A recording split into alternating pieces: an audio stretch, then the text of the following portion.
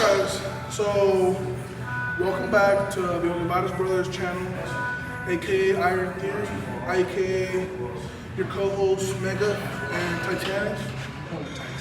But so we figured we'd just kind of give a quick little recap over the last 3 weeks.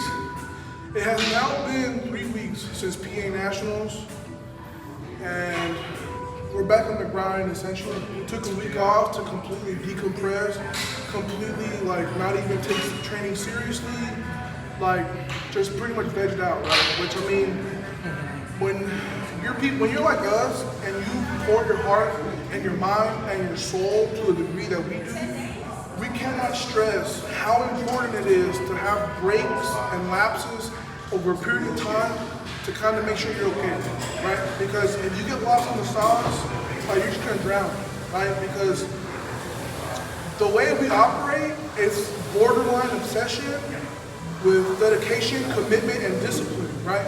But if that obsession grows too large, then your ego follows suit. And if your ego is out of order, then it's going to disrupt everything, right? So there has to be this perfect synchronization between ego, humility, etc., right? So, I guess quick recap.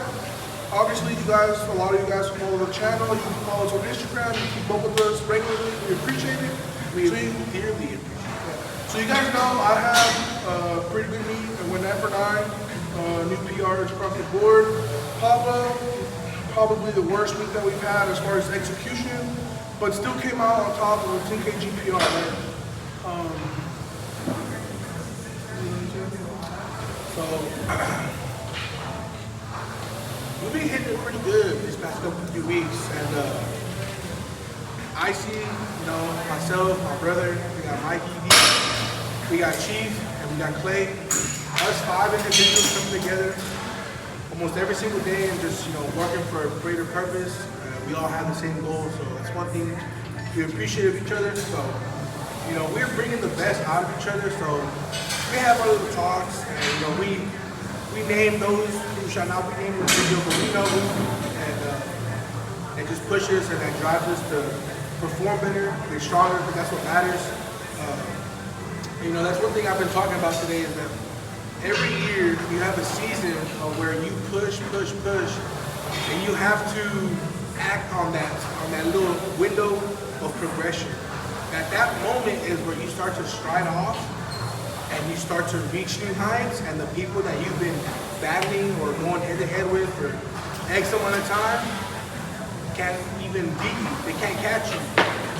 So you have to take this opportunity every week, and optimize your sleep, nutrition, anything that needs to be accounted for you to be able to take advantage of this. If not, then you're gonna get beat, or people that you beat before are gonna beat you. So, like I said, man, it's been 3 weeks since PA. It's probably the hardest I've ever worked, and I've been working pretty hard, but not like these past few weeks have been. And then I'm excited, I'm ecstatic. I really want to push my limits. I want to push that threshold of 800. I want to go past 850 into the 900s, because I feel like it's time to do it. And, I've been working for that. Same thing for bench and deadlift. Everything's just been going in sync. And we've probably been away, man. So it's been going pretty good. And it's for me, my biggest obstacle was just the realization that I'm just in this level that I don't really think anyone's ever been. But my entire thing, I have to pretty much go back to my roots, to my origins. Why did I start this journey? And when I first started, my goal, my dream was to become one of the strongest men to have ever walked the planet with drug-free, just raw knee sleeves belt, single fly, no disrespect to the single fly legends, right? You guys are in your own category. And it's just to essentially be arguably the best super in the entire world at 23, I turned 24 in 6 weeks. To just be in this position of greatness, it kind of took me back a little bit. I had to really dig deep and be man, I'm already at this level, what else do I have? What more can I put into this? How much further can I take it, right? And then I feel like a lot of people they're kind of ashamed to admit that these thoughts go through their head, but you need to have these conversations with yourself, because I didn't know how training was going to be coming back from my performance, but the minute I stepped into the gym with my boys, with Paz, Lugo, Mikey, Clay, it was just like, it was on. It was like we never stopped training, like we never took a week off. I mean, the numbers weren't like impressive, but the energy. I feel like going into PA Nats, we were all just pushing each other and being on another level, but I feel like now going into Worlds with such a short time frame, it's like everybody is pulling in the same direction.